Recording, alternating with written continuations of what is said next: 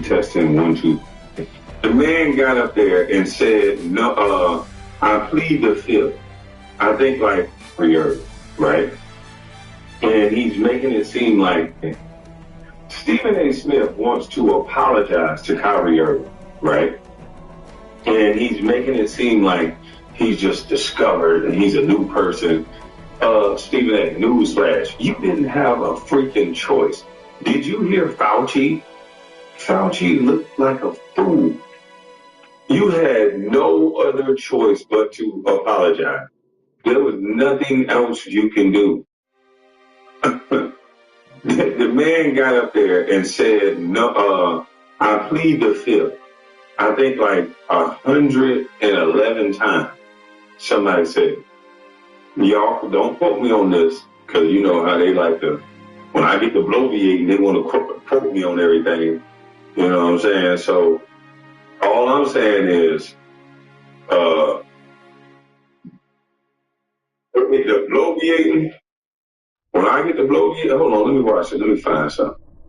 Let me find this real quick for y'all. I gotta find this. This was hilarious when I saw it.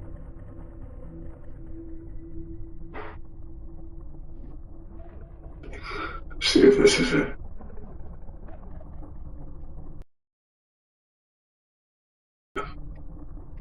Y'all bear with me. No, y'all ain't gotta bear with me. Let me play another video and I'll find it. Y'all should not have to bear with me. Let me start off by taking you down memory lane and letting you see what Stephen A. Smith was saying about Kyrie Irving in several videos. I mean, this ain't a one-off. Many of videos, this is Stephen A. And I want to play this under fair use. Under fair use, I want to play this. He is no heroine. He put himself above the team, which is entirely his right, and it's understandable because we're talking about injecting something into your body, which we all understand. But at the end of the day, that don't make him no damn hero, because he's not. He was willing to leave the Brooklyn Nets hanging, if necessary, willing to jeopardize their championship hopes, if necessary, because of his individual, isolated choice at the expense of his entire organization. And if that's somebody's definition of a hero, I'll just say it damn sure ain't mine. And that's where I stand with it, and I ain't backing up one bit from that position. All right, Stephen, so obviously this rule was ill-written from the start. The execution of it was very odd, very bizarre. And so getting rid of it makes common sense as well as great for the game of the basketball in the NBA. I'm no longer a New York City resident. If I was, I would be scratching my head a little bit about the mayor 2 days ago saying one thing and then 2 days later completely reversing course. It does actually less than that. But, that's what politicians do, so it's fine. This week. So, Stephen A., you want to call this man all this now, and it gets erased away with an apology. Okay, that's one of the things Stephen A. Smith said. Let's look at another video of what Stephen A. Smith said. And, this is just supposed to go away with an apology. It's just nothing. First round. Kyrie faced a lot of criticism. Addressing the season as a whole yesterday with Eddie Gonzalez on the Boardroom's Etc. podcast, Irving said while New York City's strict vaccine mandate surprised him, while he understands he let people down, he still believes his refusal to get the vaccine was the right decision. Irving at one point also described himself as a martyr, having suffered for a greater cause. Listen to it. I was not expecting a mandate to be brought down in a way that it wasn't going to allow me to play at all. I had the opportunity to play away games still, but there was no plan in place. There was no vision of how it's going to work for our team. And I think that really impacted not just me, but a lot of people. So, just had to sit in that hot seat for a little bit and deal with it, man. Life of a martyr, bro. Wow, I just got $260. That's more than what I needed for these tickets. Oh! The Dave app can give you up to $500 with this account called Extra Cash. Is it capped or fat? We're about to find out, because I'm trying to get some concert tickets that's about to sell out. All right, so I downloaded Dave, and look, dang, it says there are no late fees or interest. And I can pay it back at any date, thank God, because I don't get paid for a while. It looks like you can get to $500. I'm opening an account. Let's see how much I'm eligible for. Wow, I just got $260. That's more than what I I needed for these tickets. Oh, I can't wait to tell my friends I'm going with them. This is the best money hack ever. Y'all have to download Dave.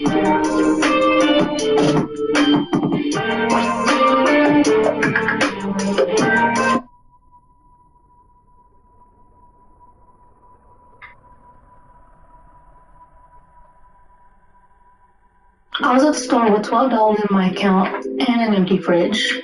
Payday, still 3 days away. That's when I opened Till. In less than 5 minutes, I got a Till cash advance up to $400 sent straight to my account with no interest, no credit check, and no stress. Groceries covered, no guilt, no games. Till doesn't judge you for living paycheck to paycheck. They just help you get to the next one. So if you're ever in a bind, don't wait. Check your eligibility, get your offer, and move.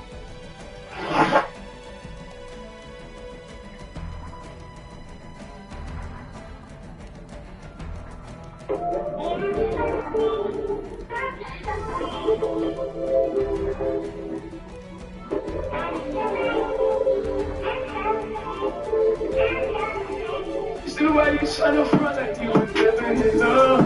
I forgive you for me, girl, you knew what it was. Baby, don't you tell me you don't love. I'll fuck you once again, I'll make you go back in love. All that gangsta Texas, girl, you know I'm a love. Baby, don't you tell me you don't love. Now why the fuck would you go lie and tell them hoes you don't love? Come in and dissing me like I was some sort of scrub. And when you play like that, you know you make me the hug. Stop playing these streets, I need somebody to hug. Oh, I get out of pocket when I'm sipping this mud. Come put that pussy on me like you nigga in trouble. I see this dick off in your hand, I tell you I love. I say that shit back even if you lie when we fuck. Fucking, if you be not saying that we fucking. That nigga, you really way you stuck. Don't ever try to act like you wouldn't love. See why you tryna front like you was never in love. I forgive you for me, girl, you knew what it was.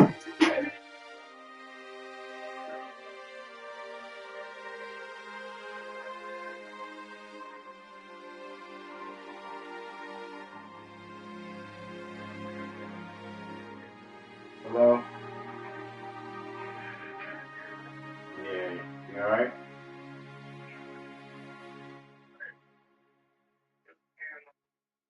Oh, man. Yeah, threw your appetite away. No way. For real? Oh no, we can't eat that no more. Logging in. Cross button, continue button, list item 1 of 1.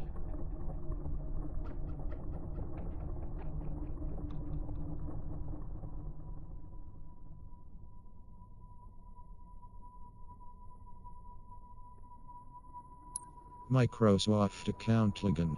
To play Halo Champaign Evolved, you'll need to sign in with a Microsoft account and link it to your account for PlayStation Network. On the next screen, follow the instructions to use another device such as a phone or tablet to complete the linking process.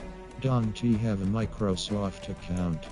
Microsoft account login to play Microsoft account login. Please follow the steps below to sign into a Microsoft account and link it to your account for PlayStation Network. Once linked, this action cannot be reversed. Please choose carefully. Learn more about linking and unlinking. Akamis Hello account link square button. Step 1. Scan the QR.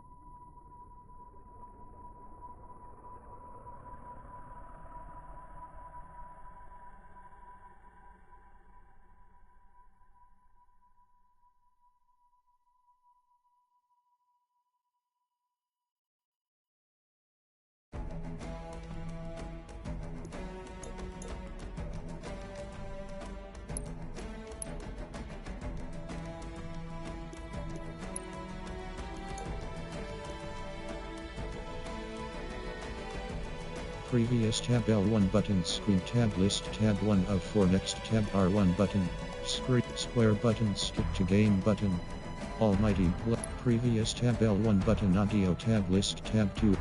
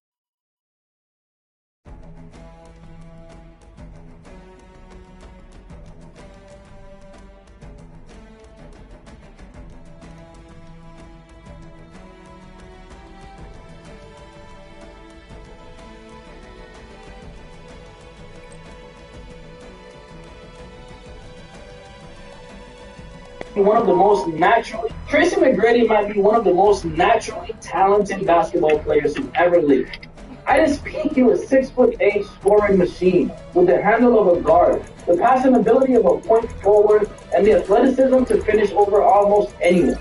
He could pull up from 30 feet, he could attack the basket, he could create his own shot against elite defenders. And when you watch Tracy McGrady highlights, it's easy to convince yourself that you're watching one of the greatest players in NBA history. But as we all know, highlights are not the same thing as accomplishments. Talent is not the same thing as winning, and regular season dominance does not automatically make someone a great playoff performer. Because for all the conversation about Tracy McGrady's scoring titles, his offensive arsenal, and how unstoppable he looked at his peak, there is one uncomfortable fact that continues to follow his legacy. Tracy McGrady never led a team out of the first round of the playoffs. Not one time. During the years when McGrady was a legitimate star, every playoff appearance ended in the opening round. Some people will immediately blame his teammates. Some will point to injuries. Some will say that McGrady played well individually and simply ran into a better team. And some of that context is legitimate. But after a while, context starts becoming an excuse. Because when the same superstar loses in the first round, year after year after year, goes multiple series leads, and repeatedly comes up short in elimination games, eventually we have to stop asking what everyone else did wrong. We're going to have to start to examine that superstar. And so today, we're going through every playoff series Tracy McGrady lost as a meaningful contributor. We're going to examine what happened, why his team lost, how much responsibility McGrady deserves, and whether his reputation as an unfortunate superstar is actually justified. Because Tracy McGrady was unquestionably a great basketball talent, but when it came to postseason winning, his resume is huge. And so with all that being said, someone start tying up. Bring the shit back. I want to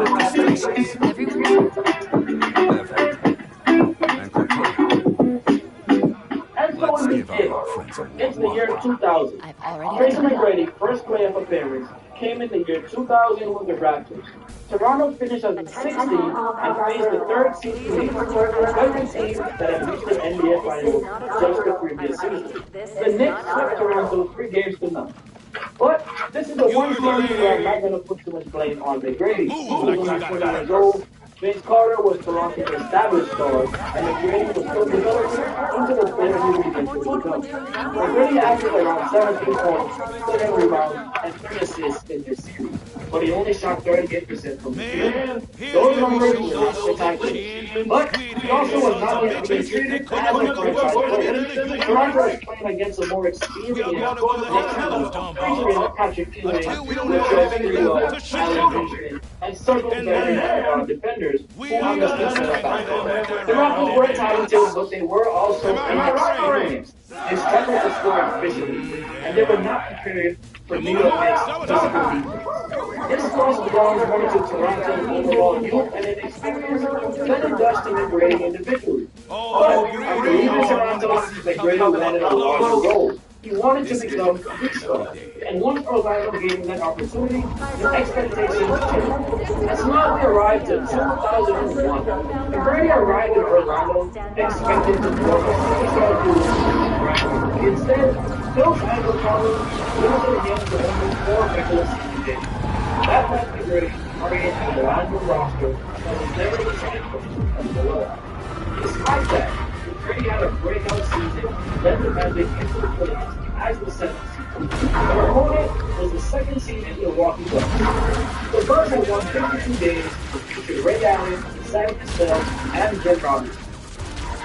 The Bucks won the regular season series against Orlando 4-2, and then defeated the Magic 3-1 in the playoffs. McGrady averaged 34 points, 8 assists, and 7 rebounds.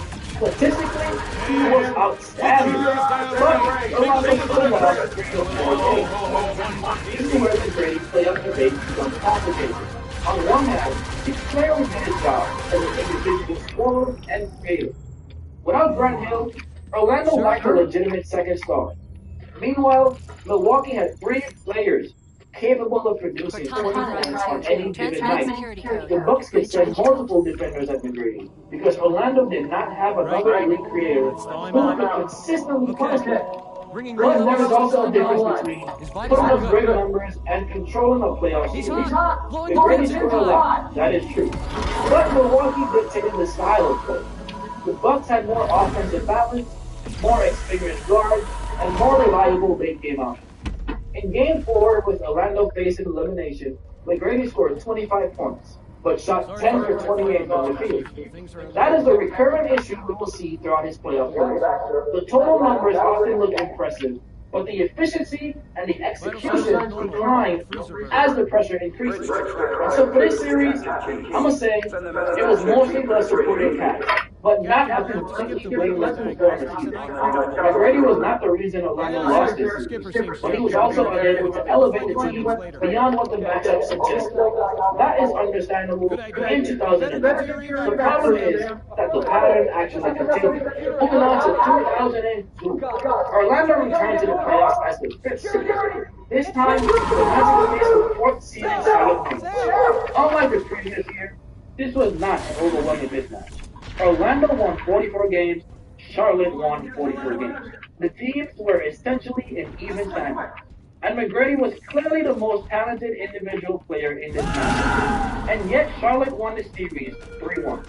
McGrady averaged more than 30 points per game, but his shooting percentage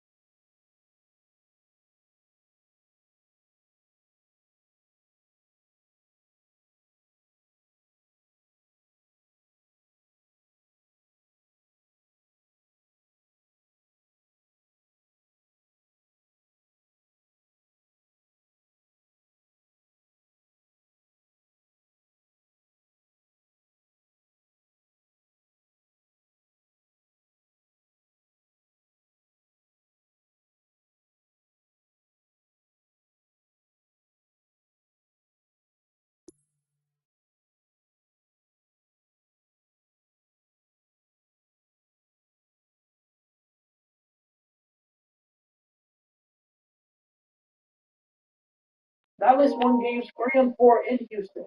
The team split game 5 and 6. Then Houston was completely eliminated in game 7.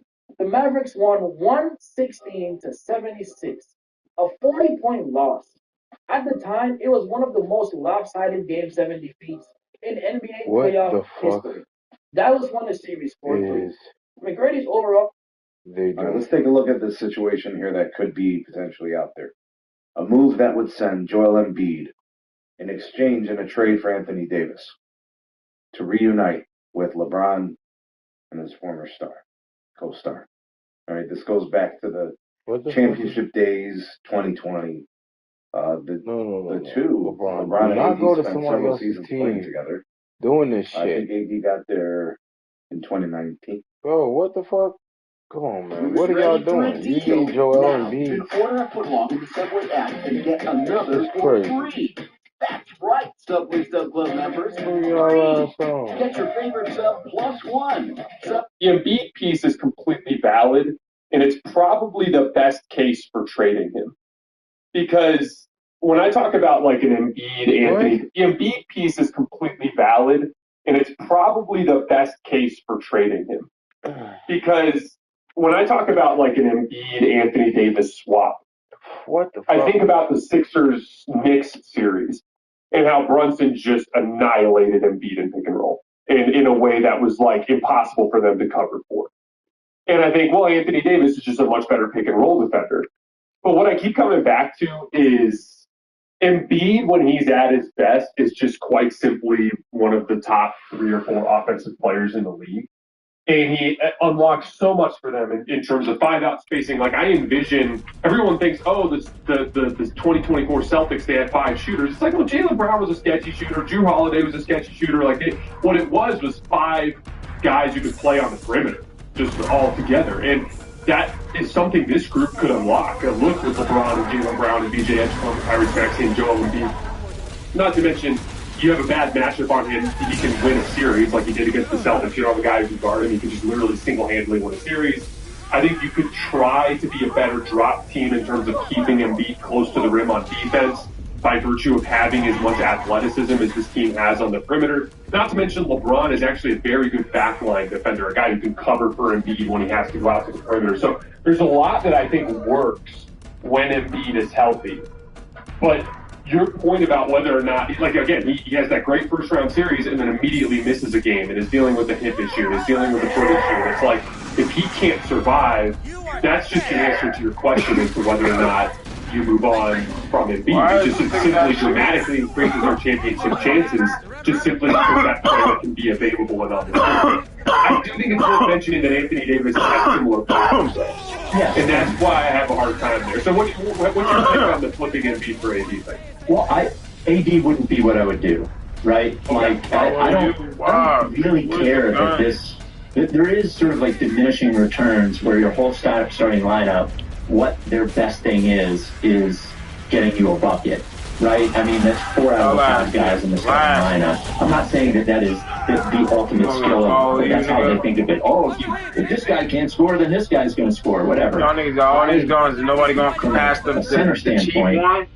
would just want a guy who is a great defensive center who plays every game. Hey guys, sorry to interrupt. If you've made it this far, all these aliens, and they ain't get over here. Get the fuck out of here. That's it. And maybe can rim run, you know, like the Tyson Chandler, Clint Capella, whatever sort of thing. You know, we had talked about Mitchell Robinson. Now he got the same injury issues, you know, in the offseason when we were talking about a backup center. We had talked about that. You know, ironically, it didn't work. But the Horford, you know, was when they signed Horford, I understood why they did it. It didn't work. And he got mad because they signed Horford. But like, you know, somebody who can play defense and play every game, I think would be what they want.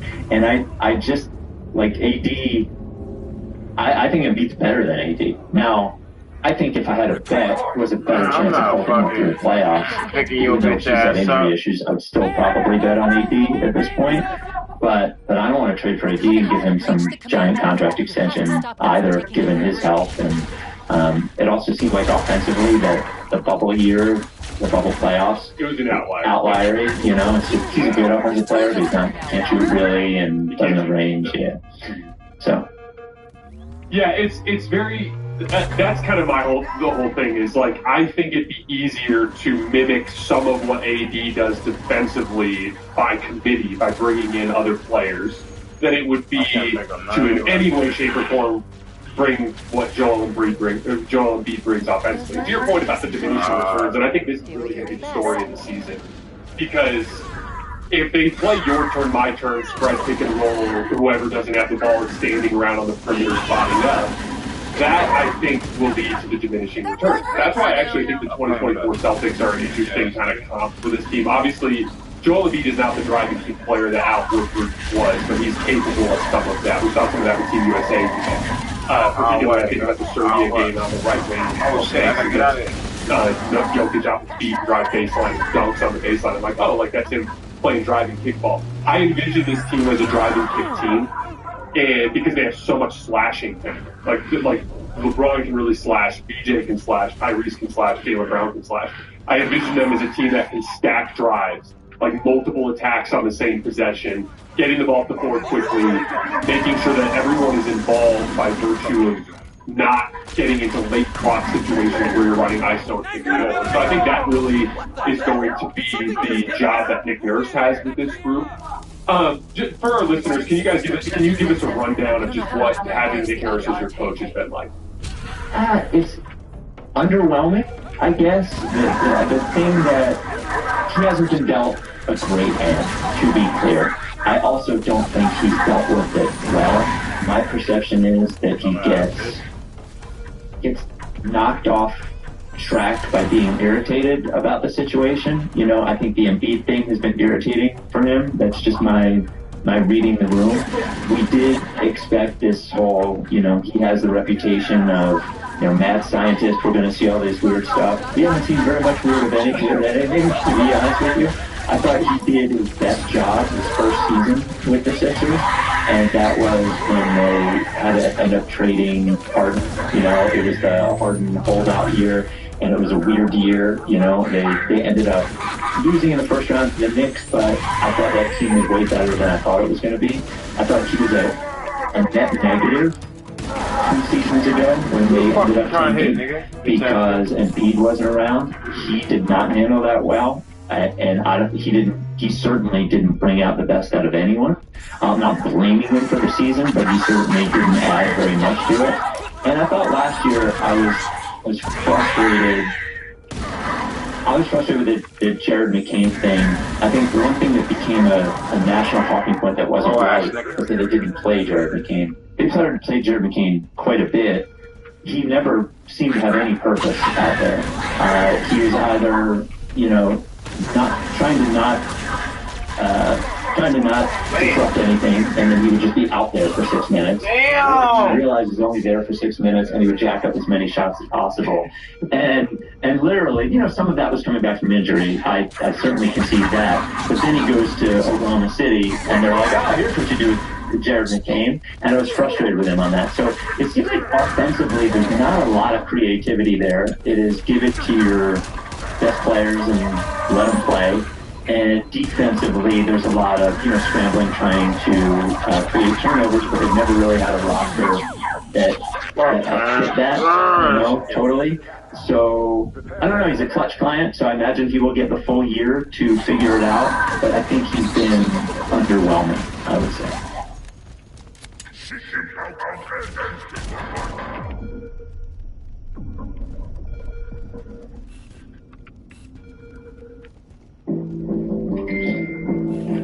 How many guys can we invite?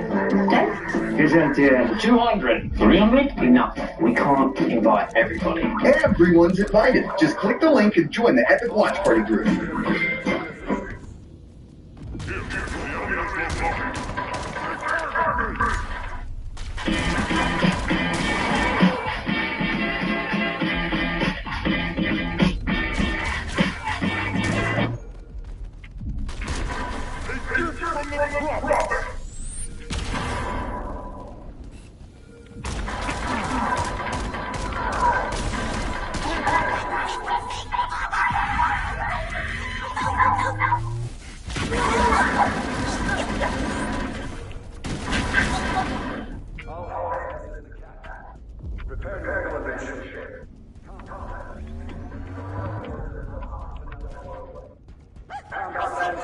Damn,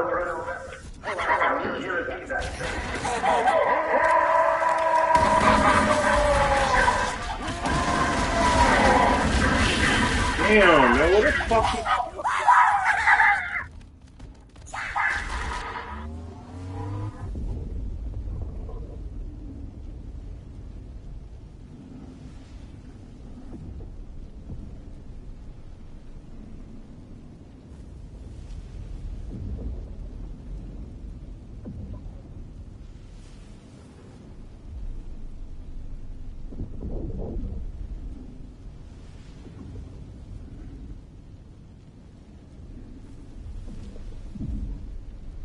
The Warriors won just 37 games last season and are now ruining the end of Steph Curry's career. They somehow are the only team to make 0 trades and sign 0 new free agents this offseason. With the reports, the Warriors are comfortable running back the same roster and understand they aren't title contenders. And owner Joe Lacob is focused on building the Warriors' next era after Steph Curry. Because the Warriors are openly telling us that winning a championship with Steph is no longer the priority. Many people now want Steph Curry to leave and go to a contender. Teams like the Miami Heat are popping up in rumors as the Heat are also heavily in pursuit of Klay Thompson. The Toronto Raptors are also in rumors with Steph playing Kawhi. And interestingly, the Rockets have the firepower to move someone like Reed Shepard and possibly Jabari Smith Jr., along with Fred VanVleet to reunite Kevin Durant and Steph. But you may be thinking, would Steph Curry actually leave the Warriors when he has a chance to retire like Dirk and Kobe and Kim Duncan? A franchise Hall of Fame player for life. Well, what if I told you that based on Steph's own words, the Warriors have just been pushing him too far? In the summer of 2024, Steph Curry said flat out, "I've always said I want to be a Warrior for life. At this stage of my career, I feel like that's possible." Only he also said, if it is a situation where you're a bottom feeder and it's just because you want to stay there, I'd have a hard time with it. So let's consider, Steph Curry still has plenty left in the tank and with the right roster could be pushing for a championship. He just averaged 26.6 points and 4.7 assists per game, numbers that are actually very comparable to his 2022 stats, where he led the Warriors to an unlikely championship run over the Celtics. But in a loaded Western Conference, it has been said that Jimmy Butler's target return date is Christmas, which would mean Golden State would have to stay in playoff contention for 30 games without Butler playing, and also without any new additions to their roster other than rookie Yaxel Lendenberg. The Warriors have become the bottom feeder that Steph Curry was worried about. Last season, in the 14 games Steph Curry scored 30 points or more, the Warriors went just 6-8. And when he torched Portland for 48 points, breaking Michael Jordan's record for the most 40-point games scored after the age of 30, the Warriors lost. Now, a new report tells us that Steph wants a real chance at making a playoff run and is holding out on signing an extension because, for the first time in his career, he's waiting to make sure that the Warriors are actually building around him, as he already knows he couldn't win with last year's roster. And the reason why the current roster is not at least a playoff contender is so much worse than you might.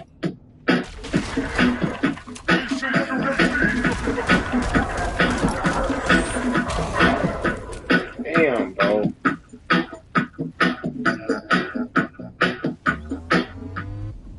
The Rockets have the trade pieces needed to make another huge swing in order to compete in the West, and Steph Curry would actually complement their roster perfectly running next to him and Thompson. It's possible Houston would only need to give up Reed plus VanVleet plus picks, depending on the trade market for Steph. And imagine last year's Rockets team with Steph Curry running the point and a healthy Kevin Durant in the playoffs. They won 52 games without Steph. They could beat anyone with him. But before we continue, I want to thank Mint Mobile for sponsoring today's video, because if you're anything like me, you are sick of your wireless plan being too high. The good news, Mint Mobile is always hooking us up. Right now, Mint Mobile is running their best pricing of the year. 3, 6, or 12 months of premium wireless for just $15 a month. That is any plan, even unlimited. And you might think switching wireless carriers is a pain. Guess what? It's not. It's 100% online, no stores, no salespeople. From the comfort of your couch, you can activate a new eSIM, and you can even use the same phone that you already have. You also get to keep your number and all your existing contacts. So So you might be thinking, well, what about coverage? Mint Mobile actually has the nation's largest 5G coverage,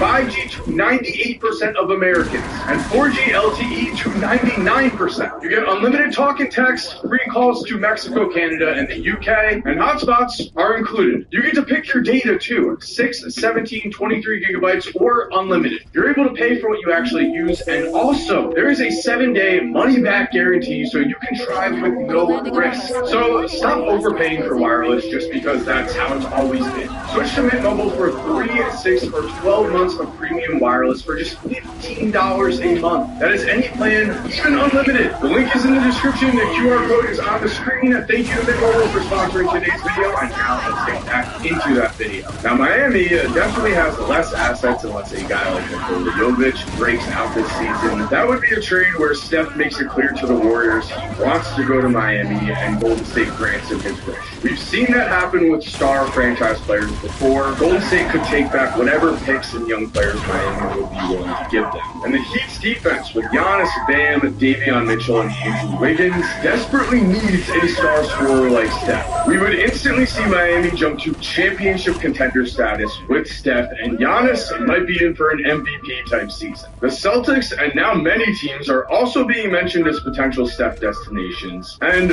for good reason. Because let me ask you a question here. It's 2022. You're running the Warriors. You just won a championship as Steph Curry proved he can keep you in contention until he retires. Do you go all in on winning for the rest of Steph's career, or do you realize your roster is aging and try to rebuild? The Golden State Warriors made the insane decision to try to do both. They openly talked about the two-timeline approach, an attempt to blend the 3 first-round picks they have, James Wiseman, Jonathan Kuminga, and Moses Moody, with Golden State's dynastic core of Steph Curry, Klay Thompson, and Draymond Green, with a goal of competing for championships while simultaneously building for the future. If this was NBA 2K, that would be possible. In real life, James Wiseman, Jonathan Kuminga, and Klay Thompson are gone. The results have been a disaster, and this summer, it feels like we've reached a breaking point. Shams reported that the Warriors could have gotten in the Jaylen Brown sweepstakes if they wanted to give up 4 first-round picks. That is a hefty price tag, I agree, but Jaylen Brown was traded for 2 first-round picks,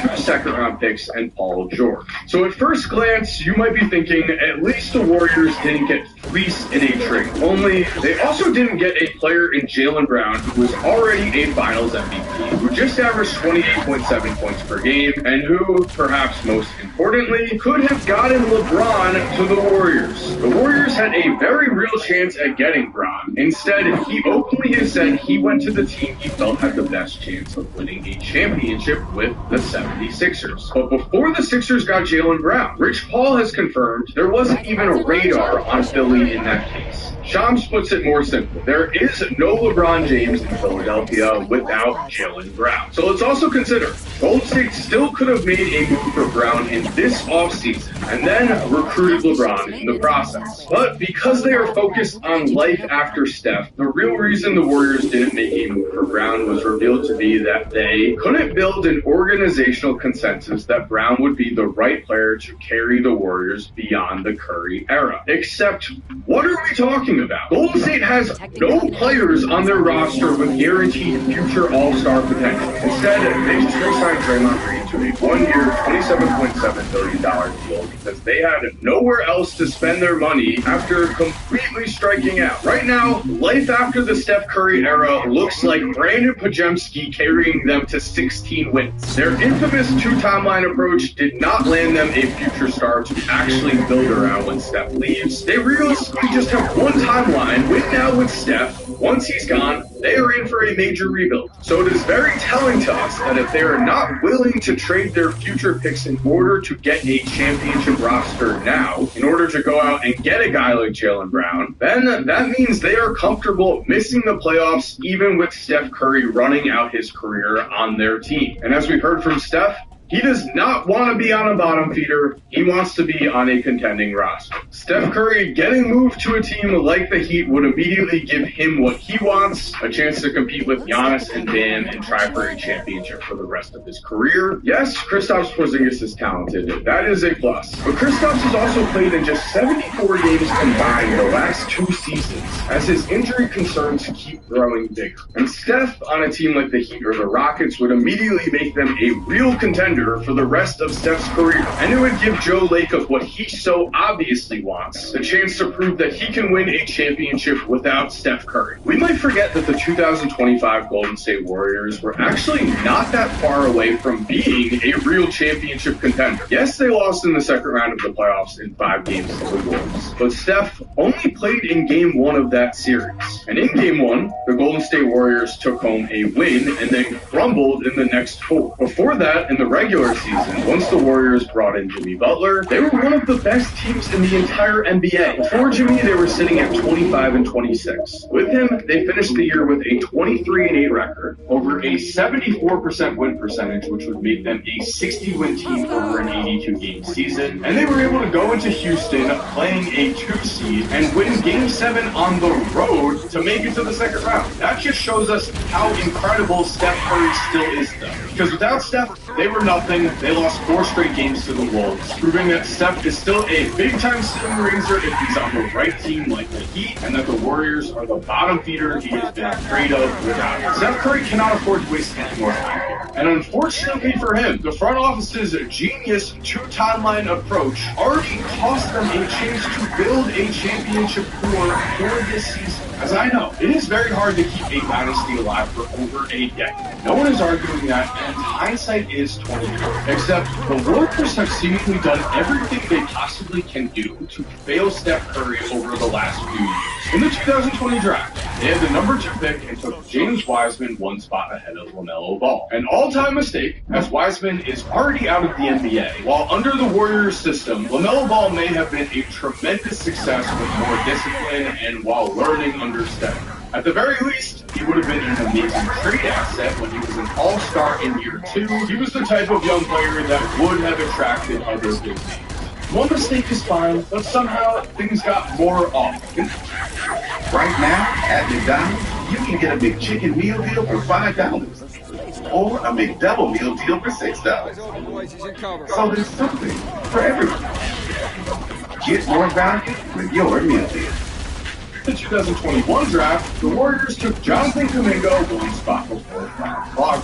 Franz Wagner is a near all-star level talent, another miss, and then they took Moses Moody 2 picks before Alfred Sengun, who is an all-star, and 3 picks before Trey Murphy, who they now want to trade for. One single wrong decision is defensible. When it becomes a pattern, you just have to blame a bad front office. And maybe the 2-timeline approach would have worked if they had drafted the right talent. But once they did not draft the right talent, the Warriors needed to make moves in order to fix things. But because Joe Lacob was so stuck on life after Steph Curry, Golden State decided that they never wanted to trade their young assets in order to bring in better talent next to Steph when they actually had a chance. CJ Holmes reported back in 2023, the Warriors made a hard push for Raptors forward Anunoby at the trade deadline. However, I'm told the asking price was too high. Wanted Jonathan Kuminga, others plus picks. Golden State could have had OG, but Kuminga was off the table. OG just helped the Knicks win a championship. He averaged over 20 points per game in the playoffs. He would be incredible next to Steph Curry, and it doesn't stop there. In the summer of 2024, Lauri Markkanen was available, and Golden State was willing to give up Moses Moody. The problem? They weren't willing to include Brandon Podziemski, and that was the deal breaker. Lauri Markkanen just averaged 26.7 points per game. Only somehow, also, the front office listened to Draymond Green, who largely blocked this deal. Draymond heavily argued with the front office to stop it, later saying, I think if you want to do something so huge, you better be certain that this is the move. You usually don't win those things against Danny Ainge. I look at history. Now that is true about Danny Ainge. change, but sitting on your fingers and doing nothing also leads to nothing changing and having a bottom feeder type roster. Let's remember Golden State also pursued Paul George and also were not willing to move enough for him. The same Paul George who the Celtics just traded Jaylen Brown for. Then, by the time Giannis was available, the big fish they actually wanted, Kuminga, Moody, and Podziemski, were all no longer valuable enough assets to actually go and bring him in. The two-timeline approach has failed in spectacular fashion. And so let's just be honest with ourselves here. If you take Steph Curry off of the current Warriors roster, do they win 20 games? Without Jimmy, I think the answer is easily no, and even with him coming off of a major injury, the Warriors would be one of the worst teams in the NBA without Steph. But what we know is Steph is too loyal and too professional to actually say he wants out of Golden State before he is 100% certain of his decision. We also know the Warriors have just pushed things too far. I would say they have openly disrespected Steph by continually talking about life after him while he is still producing at a level to go and win a championship. Things have gotten so extreme that they've really left Steph with two choices. He can continue to play out his career on Golden State, a team that realistically will never compete for a championship again, or, like we have heard from his own mouth, he could choose to leave and go and play for a contending roster. A team like the Heat, where he can reunite with Clay, where he can go and play with Giannis and Bam, or the Rockets, where you have a championship core in place.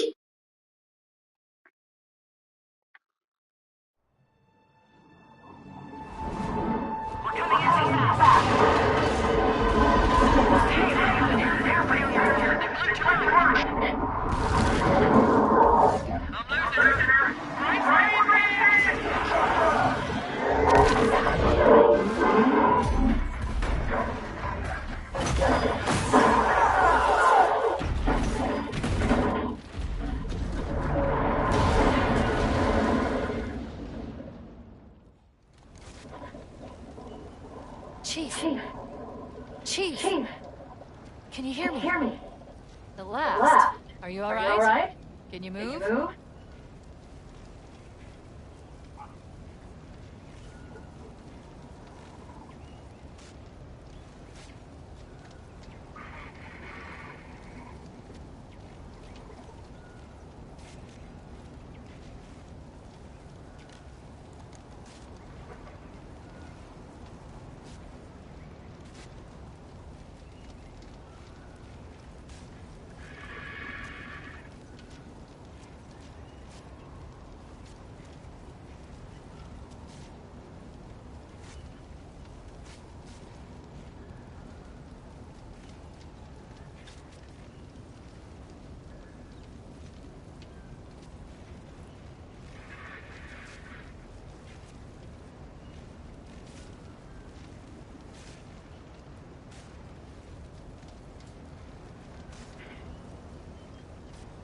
This is post a lot of them niggas. Why you lie to me though? Just sit back and blaze the grab, crack the Casamigo. She really lied.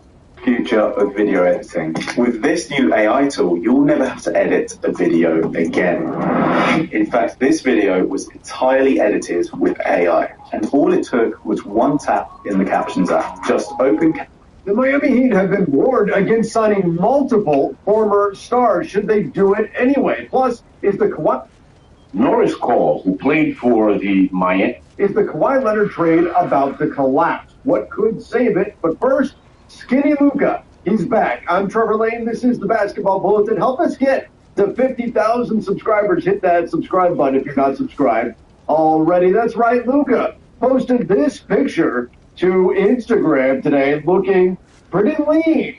He invited the whole team to Slovenia, including two-way players. How about that? Portland Trailblazers, two-way players get to come too. Invited them all to Slovenia to come for a 4-day session where the players are going to get on the court together for the Lakers. They're going to start to build some chemistry. And we're going to see Luka in that main leadership role. So good to see that Luka is looking like a slim and trim version of himself. We know that he has had some weight battles in the past. Came into last season in excellent shape. It looks like he intends to do so again this season. You know, he is going to be the unquestioned leader of this Lakers team. Marcus Smart, who was a very prominent voice in the locker room last year, no longer there. He went to the Houston Rockets. LeBron James obviously moving on to the Philadelphia 76ers. So there is a leadership vacuum on this Lakers team. And Luka appears to be poised to step into it. It's not an unfamiliar role with him. He was certainly in a leadership role with the Dallas Mavericks and has been the player the Lakers have been building around since they acquired him a year and a half ago. But nonetheless, good to see Luka very locked in, very focused. Looks like he's in great shape currently and inviting the team to Slovenia to train. All right, what's going to happen with the Kawhi Leonard situation, especially as the aspiration scandal continues to grow? And now there's been reporting back from home that this could go into 2027, that if there is any kind of punishment here or penalty coming for the Los Angeles Clippers and Steve Ballmer, that Ballmer is going to fight it all the way through. That means we're probably going to arbitration. That means this is not getting resolved. This gets resolved anytime soon is if the NBA comes back and says, well, yeah, we found nothing. Ballmer, you're all good. And I do buy that some of Steve Ballmer putting out there that he is going to fight anything that is levied against him in terms of any kind of a punishment is in some way a threat or a deterrent from a punishment being handed down. Like, hey, you guys ready for a fight? Because you better be if you're going to try to punish me at all for circumventing the NBA salary cap. But nonetheless, my front office show co-host Keith Smith dropped this piece today for Spot Track, in which he compiled a lot of quotes that he heard while in Summer League, talking to numerous execs, agents, scouts, and the like. Here's an Eastern Conference executive who I agree with wholeheartedly. Said if the Clippers are paying Kawhi outside of the cap, that's a huge issue. They need to be hammered with the stiffest of possible penalties. But that's very different from the Gary Trent situation. I think we've probably seen a lot of deals like Trent's over the years. It's part of cap management, even if it was maybe agreed to in advance. Paying a guy off the books, that can't happen. So what's being referenced there is the bizarre salary that had the entire, so I was out there at the time, that had everybody in Summer League just bewildered. Gary Trent Jr.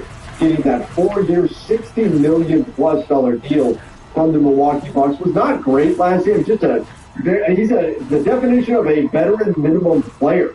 When you look at what he produced last season for the Milwaukee Bucks, yet they signed him to this long-term deal once they had his bird rights. He averaged 8 points, 36% from three, and 38.7% from the field, while producing just 1 rebound in 20. That's hard to do.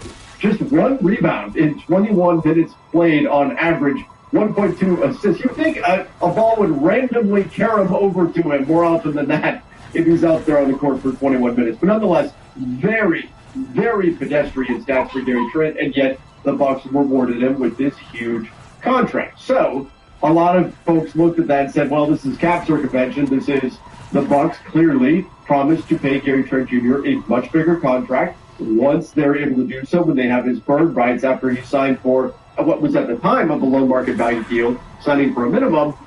They got his bird rights, and then they followed through on what, again, looks like a promise, which you're not allowed to do. But I think the general thought process around the NBA from teams is this: the Gary Trent Jr. situation is probably cap circumvention, or at least agreeing to a future contract in advance, which, again, you're not allowed to do. But it's not like it doesn't happen around the league elsewhere, and now Milwaukee is stuck with a contract. So I think a lot of people look at this and go, well, you could punish Milwaukee for breaking the rules and agreeing to a contract in advance, which they're not allowed to do. But wouldn't the best punishment be just to stick them with this contract and say, well, too bad, now you got to pay a guy who's a vet minimum player a $64 million contract over 4 years. That sounds like pretty just punishment, in my opinion. In the meantime, though, the Kawhi Leonard situation, this executive is saying, no, this is way different. Like, if you're paying a guy off the books, this needs to be completely drop Mjolnir or Thor's hammer on the Clippers. There needs to be significant punishments here. So what does that mean for Kawhi Leonard? What does that mean for Brandon Ingram? What does that mean for Grady Dick, who were all part of the trade? In fact, I've said it at the time, I think this is a great trade for the Clippers. I don't dislike it for the Raptors getting a player who's phenomenal last season in Kawhi Leonard, but the Clippers getting great Dick, Brandon Ingram, who can replace Kawhi, at least on the wing positionally, not quality-wise, but can replace him positionally. But the real haul here for the Clippers, 2 firsts, 2 seconds, and a pick swap. That's a real nice return for a mid-30s Kawhi Leonard with a lengthy injury history who was admittedly great last season. If he is healthy from here on out, he's certainly worth that kind of return. But do you really want to gamble he's going to be worth that? That's why I love this for the Clippers. Like, they don't have to take the risk. Like, Kawhi's going to stay healthy in order to be worth this kind of return. They're cashing in right now. It's the same thought process I have with LaMelo Ball with the Hornets. I love what the Hornets did. Why? Because there's a decent chance the dude's going to get hurt. And when that happens, his value is going to collapse. And so I think this is a great move for the Clippers. But what's going to happen here? If this case is still outstanding, this deal is not done. It's not been executed. Why? Because the Raptors were reminded by the NBA that, hey, if you do this trade, and then let's say that Kawhi Leonard gets suspended for half the season, that's going to happen on your roster. You're not going to have a draft season. You might get suspended for the whole season. You don't have the whole season. His contract gets voided. That's it. You don't have him under contract anymore. Now, I've theorized that they should be allowed to, the Raptors should be allowed to sign Kawhi, even if he does get voided. I think the Clippers, if his contract gets voided, should be prohibited from signing Kawhi Leonard because that would be where the wrongdoing occurred.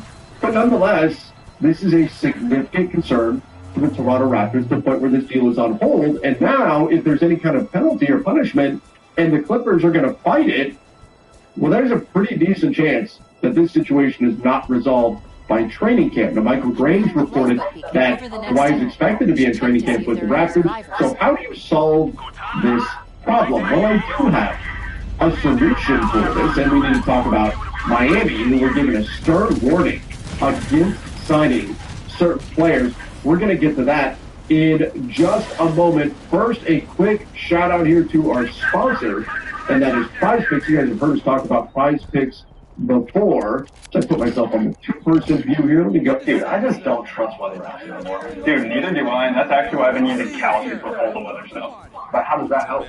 See, dude, they actually have live weather markets. I'm talking rain, snow, temperature, anything weather-wise. And you can see how expectations change as forecasts always open. So you're telling me I can check sports and weather in the same app? Dude, you literally can. And with Calendar, you guys have the screen below. You can get started today.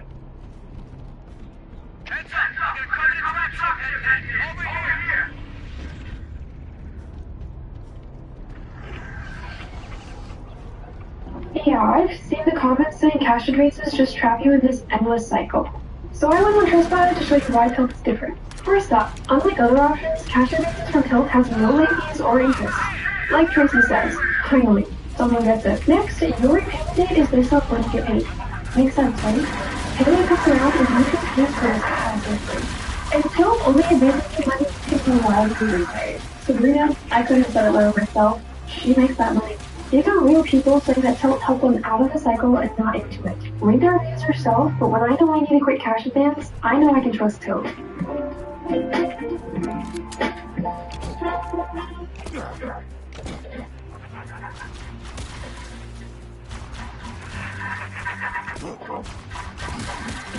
Oh, one person. There we go. That's better. So, Prize Picks, you guys have heard us talk about that before. You can use the promo code HMA.